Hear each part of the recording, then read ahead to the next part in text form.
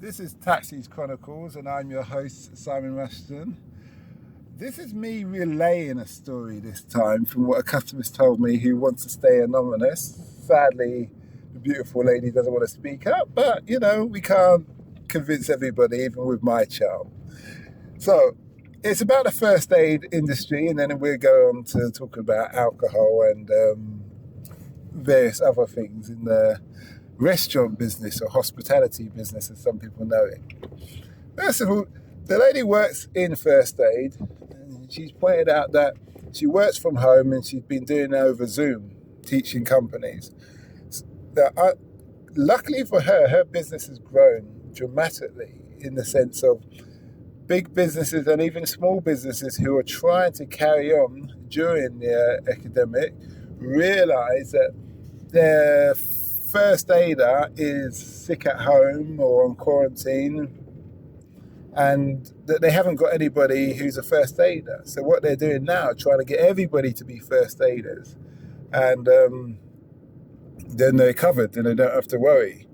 So thus the lady is doing all her Zoom calls, all her first aid calls through Zoom. She also notes that the industry has changed slightly a section of the train has changed slightly, because obviously if somebody collapses and what have you, your first priority is obviously to preserve life, but it's always to preserve your own life, being a little first aider myself. Not on that scale. So you've got to think, if this person's got corona, then I've got to try and help them without getting contaminated. Now, don't ask me how you do it. I didn't get into that with the lady. But it's just food for thought for those who have a company or even work for somebody and are first aiders or not first aiders. You might want to bring it up to your boss or to say, hey, I'm a first aider, but if someone collapses now, what am I going to do? Because you're telling me to stay 2 meters from them. And I've got the visor and everything, so I can't give them the kiss of life. And I can't necessarily pump, and I can't put my face to my cheek to their mouth to see if they're breathing and all the rest of things. But that being said, I take it you understand the gist of how the first aid industry has grown. And that's an interesting one.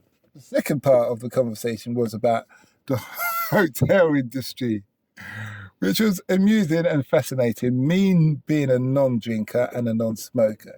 She said at Christmas parties, these high flyers, these bankers, these investors, these traders have massive parties at these restaurants that she used to manage.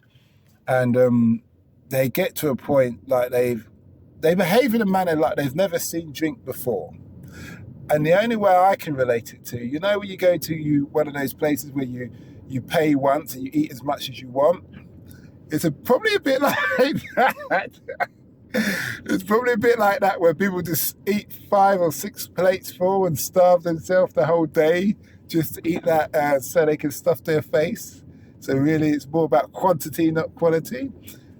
So if you get that kind of picture, but with alcohol, then you're probably getting a good idea of what the lady had to deal with.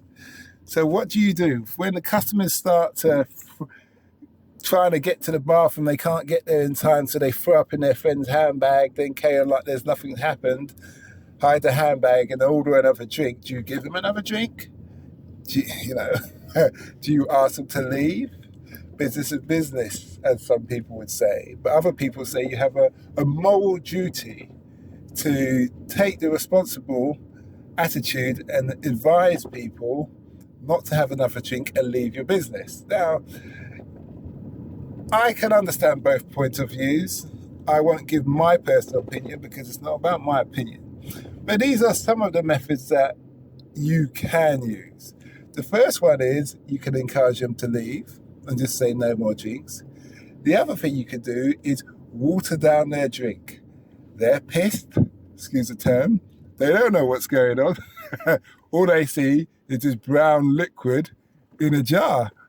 And they're such in a bad way, they don't know what's happened, and they just drink more. And then eventually you're going to say closing time, and you can bill them for a little bit of the drink. If they've had like 20 drinks, you can bill them for 2, and everybody's a winner. They've stayed, they thought they had a great time. They're not getting any more drunk per se. I don't know if there's different stages of drunk. Probably is. Probably is. There's a top stage, excuse me. It's when you just end up flat on your back or your stomach. But anyway, we don't want people to get to that stage. So that's one of the second ultimatum. I can't remember what the third one was, but those are just some of the experiences that they have to deal with during the industry. Now, this kind of combines in with the first aid, because obviously when they get really pissed and they collapse, someone needs to do first aid for them, even if it's putting them in a recovery position and calling an ambulance or a taxi, a famous Uber, to pick them up. But anyway, I just wanted to share that with you about the benefits of coronavirus for some kind of businesses, as we've spoken before. The home sales business has boomed in the corona time, which is good for, well, Amazon and the private and the small businesses that are on Amazon. So, you know, if you're a small business and you're struggling, it may be a good idea to try and jump on Amazon. So if it does spike again and everything locks down, then you've still got some business running.